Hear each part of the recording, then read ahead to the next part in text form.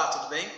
Meu nome é Peter Johnson Martins Belório, sou estudante da FATEC de Garça, curso de Gestão Empresarial. Estou aqui para falar um pouco sobre o meu trabalho de conclusão de curso. E o tema é Home Office, o trabalho do futuro. Mas o que vem a ser Home Office?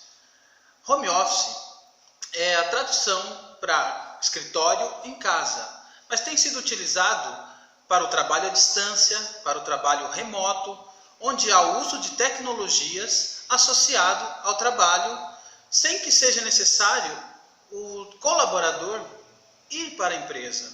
Então, diante da flexibilização das relações de trabalho, como um produto da globalização, as novas tecnologias de comunicação e dos problemas relativos à mobilidade urbana, um novo desenho de trabalho foi necessário, mudando inclusive a realidade social da população e do trabalhador.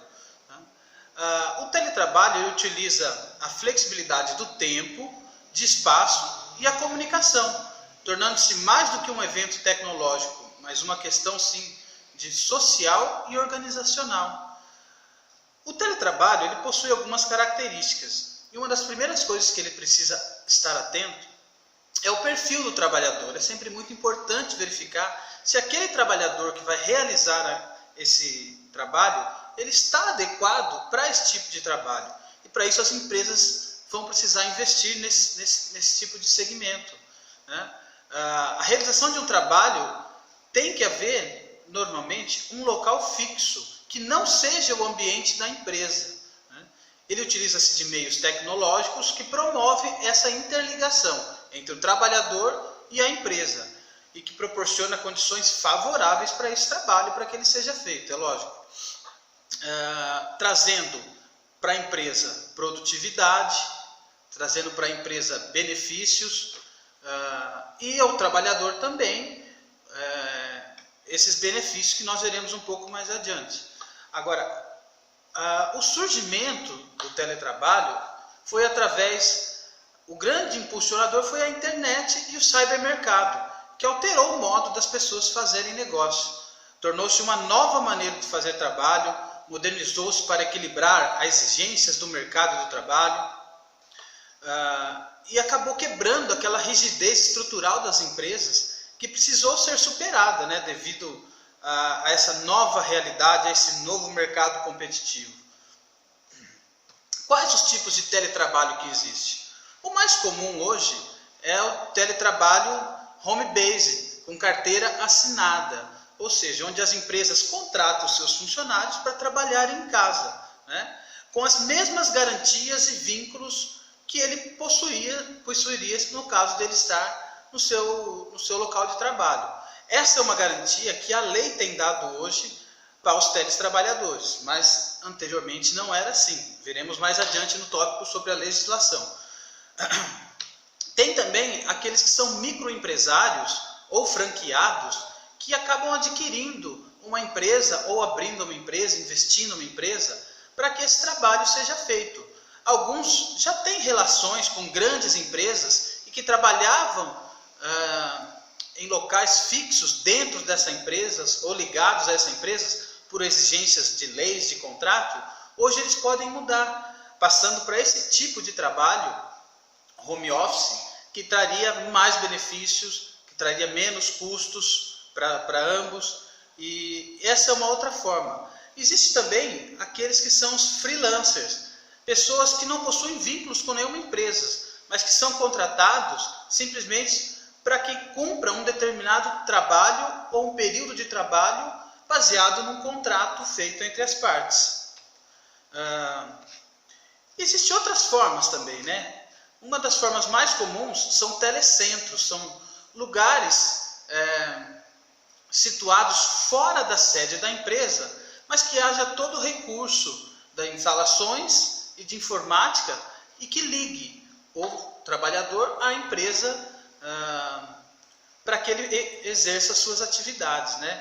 São considerados também teletrabalhos as centrais de atendimentos e de contact centers, que fazem um trabalho no ambiente fora da empresa, ou em outros estados, em outros locais e até mesmo países, mas que, por exigência da empresa, elas têm que estar nesse local específico, né? Agora, existe o teletrabalho também, como a gente chama, o home office, né? Ele existe uma história mundial. Essa história, por exemplo, em Portugal eles usam muito centros comunitários, como se fossem telecentros mesmo, mas com o intuito mais de que o trabalhador não trabalhe em casa, para que ele não sofra, por exemplo, pelo isolamento, por estar sozinho, trabalhar sozinho, né? Na Espanha também, desde 89, quando havia muita resistência para que esse trabalho houvesse, houve um grande seminário, uma grande mobilização das empresas associadas, de sindicatos e do governo, que acabou adotando uma postura mais favorável a esse tipo de trabalho home office. E passou daí então também para esse tipo de teletrabalho, principalmente com os telecentros. E a mesma coisa foi na França, só que na França a gente teve uma situação diferente, porque acabou buscando o home office, porque o custo dos imóveis, da locação, acabou ficando muito caro. E as empresas então começaram a se mobilizar para ter um lugar próprio para fazer esse home office, para fazer esse trabalho, de forma que ficasse mais vantajoso para os empregados, que eles se movimentassem menos. E aí acabaram criando lá o que a gente chama de bureau voisinage, que é o telecentro também francês, e ficava muito mais próximos, né? No Brasil, né, hoje trazendo um pouco para a nossa realidade, o que acontece no Brasil é que 23% dos funcionários das empresas do setor privado já possuem algum tipo de trabalho home office, seja ele 100% home office ou pelo menos uma vez ao dia, uma vez por semana, com esse trabalho home office, tá? Existe uma pesquisa realizada pela Robert Half Consultoria em Recursos Humanos. Ela apontou que 64% das empresas brasileiras já adotaram o home office, adequaram o home office para os seus trabalhadores. Isso não quer dizer que todas elas realmente assumem esse trabalho home office, mas que elas já possuem uma adequação para que isso seja feito, né? Hoje estima-se no Brasil, de acordo com uma reportagem saída há poucos dias no jornal O Estado de São Paulo, estima-se um número de 10 milhões de trabalhadores, teletrabalhadores, ou seja, trabalhadores home office, 10 milhões. É um número realmente impressionante. Se a gente voltar ao tempo, em 2001, há 17 anos atrás, esse número chegava em torno de 500 mil. Então é um salto tremendo. Isso mostra a força do home office. Agora, para que ele tenha força, o que precisa haver? Segurança jurídica. Com relação à segurança jurídica, houve alguns momentos, por exemplo, mesmo no início da nossa CLT, em 1947, já havia algumas situações em que ela previa essa situação de trabalho em casa. Era o caso das lavadeiras, era o caso de algumas pessoas que trabalhavam em casa. Essas pessoas, costureiras e lavadeiras, elas tinham já uma referência na CLT que as assegurava desse trabalho. Em 2011, houve realmente, a partir da lei que foi gerada, uma lei que começou a dar segurança, garantindo aos trabalhadores a mesma segurança jurídica que eles teriam caso estivessem na empresa, né? E aí, agora com a nova reforma trabalhista em 2016, acabou-se tendo ainda algumas outras vantagens a partir da lei, como por exemplo, a liberdade que a empresa tem, por exemplo, para negociar os custos de negociação com o funcionário com relação às despesas de internet, de mobiliário, de tudo que ele precisa para montar o seu escritório em casa. Com essa legislação mais forte, dando mais segurança jurídica, a gente está vendo esse desenvolvimento que está tendo hoje, né? Quando as empresas investem em home office, quando as empresas realmente trabalham com garantia jurídica, né? Mas assim, quais são os desafios que há para o home office, né? O maior desafio realmente que as empresas têm que ficar atentas é com relação ao isolamento social do trabalhador, né? É preciso um gerenciamento, né? Em virtude da desatenção e desorganização dos horários, né? Para que as pessoas não se percam, para que elas programem, para que elas planejem o seu tempo, né? Também precisa ser superado o trabalho em demasia, para que eles não trabalhem demais, né? O trabalhador home office, por estar em casa, às vezes ele pode trabalhar demais, ele pode ir além, ele pode ficar na madrugada, ele faz o seu horário, mas há um grande risco do trabalho em demasia, né? E aí também pode haver a diminuição das oportunidades profissionais, né? Porque o fato de ele não estar sendo tão acompanhado, o fato de ele não estar na empresa, isso tudo pode atrapalhar um certo crescimento, né, organizacional, um crescimento profissional desse funcionário. Tá? E é de tomar cuidado com uma visão preconceituosa dos próprios familiares, daquela coisa de trabalho em casa, né, de que não faz nada. Então é preciso vencer esses paradigmas, são grandes desafios que o home office enfrenta. Mas o melhor de tudo é que ele traz benefícios, né? Por exemplo, uma economia considerável por parte da empresa, e dos trabalhadores. Por exemplo, a empresa ela vai diminuir custos com o imóvel, ela vai diminuir custos com o cafezinho, com a faxina, custos com telefones, até aqueles telefonemas particulares que os funcionários fazem, né? As pesquisas indicam que os funcionários produzem mais a partir do home office. Esse é um ganho também considerável, um benefício para as empresas e para o trabalhador, que pode ter o seu contrato agora avaliado não pelo tempo, pelo prazo que ele trabalha, mas sim pela produtividade e que ele exerce, que ele acaba entregando à empresa. Tá? Uma coisa boa é que um outro benefício é a minimização ou até a eliminação dos riscos de exposição à violência urbana. Riscos, por exemplo, no trânsito, de batidas, de discussões, de assaltos. Isso tudo, por quê? Porque o funcionário não sai mais de casa, ou o deslocamento dele é muito menor, então ele acaba eliminando esse risco ou diminuindo, né?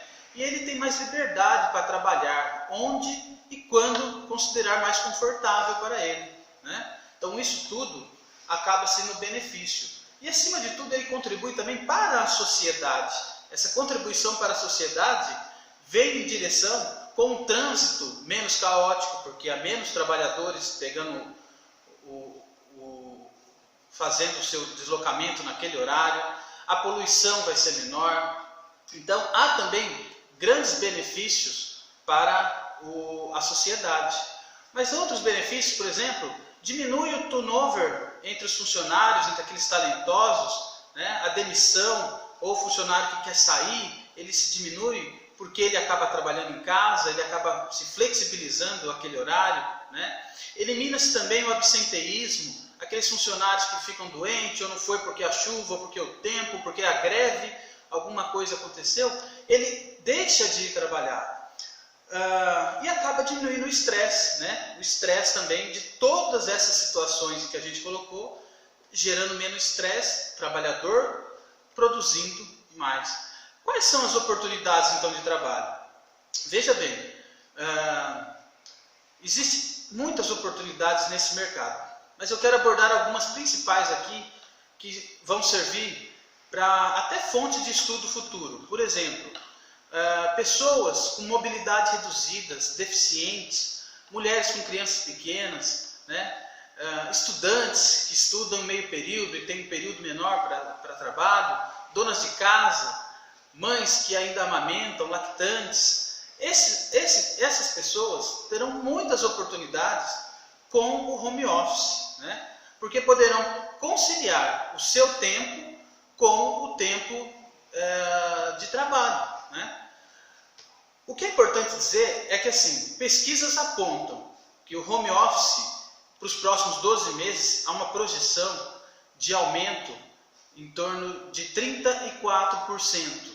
34% das empresas, segundo o site Transformação Digital irão fazer a sua migração para esse tipo de trabalho home office, total ou parcial. Portanto, o trabalho remoto ou home office projeta-se cada vez mais forte. Tá? Para a gente concluir, nós entrevistamos durante esse trabalho uma gestora, a Marina Selbrick, que ela é uma gestora empresarial no segmento de home office. Ela possui um site, o Go Home, com treinamentos para empresas, uma pessoa altamente gabaritada.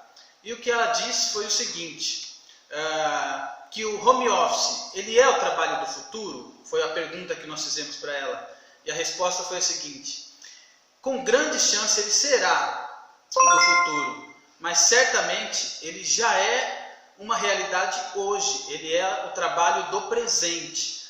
Então, com grandes oportunidades para todos aqueles que esperam realmente crescimento de vida, crescimento pessoal, crescimento profissional. Mas uma coisa ela disse, concluindo, é preciso muito suor, muito esforço, muita motivação e muita confiança naquilo que vai fazer. O home office está aí como grande oportunidade e nós certamente temos grandes avanços ainda para acontecer nessa área. De toda forma, esta é a nossa contribuição para esse trabalho, para que as pessoas possam realmente conhecer um pouquinho mais do home office. Obrigado pela atenção e até breve.